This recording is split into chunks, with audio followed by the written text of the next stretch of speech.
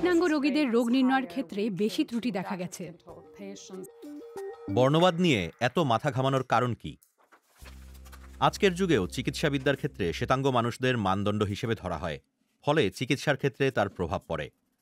ইমার্জেন্সির সময় দেখা যায় কোনো রোগীর ঠোঁট নীল হয়ে গেছে, অথবা লাল ছোপ বা ফুসকুড়ি প্রদাহের লক্ষণ হতে পারে। কিন্তু কালো ত্বকের মানুষের ক্ষেত্রে এমন লক্ষণ শনাক্ত করা কঠিন হতে পারে, কারণ সেক্ষেত্রে ঠোঁটের রং ও ত্বকের অবস্থা বোঝা সহজ নয়।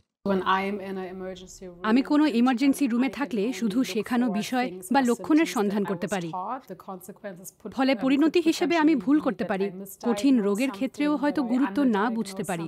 এর অর্থ আমি হয়তো চিকিৎসার ক্ষেত্রে সঠিক সিদ্ধান্ত নেব না। ডক্টর সেনকরু সেই অবস্থা বদলাতে চান। তিনি চর্মরোগবিদ্যার ক্ষেত্রে ত্বকের রঙের বিশেষজ্ঞ। আমার সময়কার টেক্সট বইয়ের দিকে তাকালে উজ্জ্বল বর্ণের প্রতিনিধিত্ব চোখে পড়বে। তিনি বার্লিনের শারিটে হাসপাতালে কাজ করেন। জালিদ সেহুলিও সেখানে কর্মরত। তিনি চিকিৎসাবিদ্যার ক্ষেত্রে বর্ণবাদের বিরুদ্ধে বহুকাল সোচ্চার রয়েছেন।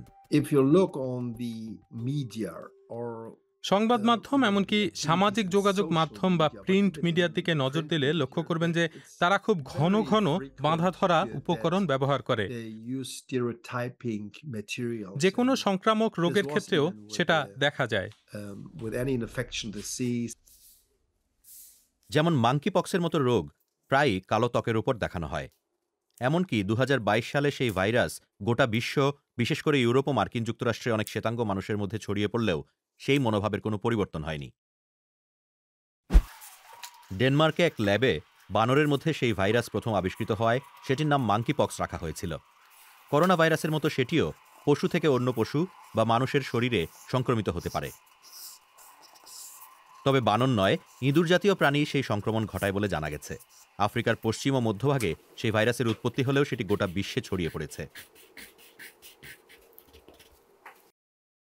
ইউরোপ ও মার্কিন যুক্তরাষ্ট্রে অনেক শ্বেতাঙ্গ মানুষও আক্রান্ত হয়েছিলেন, কিন্তু মিডিয়ায় মূলত কৃষ্ণাঙ্গ মানুষের ছবি দেখা গেছে। বিশ্ব স্বাস্থ্য সংস্থার মতে মাঙ্কি পক্স নামকরণের মধ্যে বর্ণবাদী এবং কলঙ্কজনক প্রবণতার পরিচয় রয়েছে। বিশেষ করে শ্বেতাঙ্গ মানুষের মনে বানর, পক্স ও আফ্রিকাকে সমান চোখে দেখার বাধা ধরা এক ধারণা কাজ করে। শ্বেতাঙ্গ মানুষের চোখে সেই রোগ অন্যদের আক্রান্ত করে বলে যে ধারণা চালু আছে, গবেষণার ক্ষেত্রে সেটাকে আদারিং বলা হয়। WHO এখন সেই রোগকে এমপক্স হিসেবে বর্ণনা করার পরামর্শ দিচ্ছে।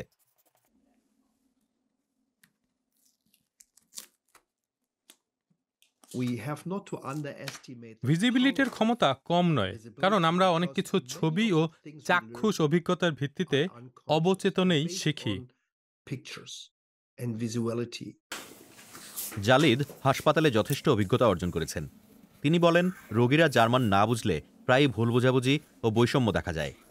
প্রশিক্ষণপ্রাপ্ত দোভাষীও সবসময় পাওয়া যায় না, ফলে অতি কম তথ্যের ভিত্তিতে ভুল চিকিৎসা হয়। যেন কি ঘটছে রোগীরা তা না বুঝলেও কিছুই এসে যায় না।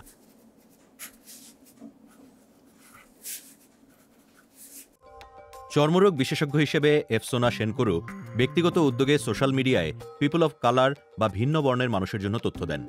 হাসপাতালেও তিনি এখন স্কিন অফ কালার ডার্মাটোলজি বিষয়ে পরামর্শ দেন।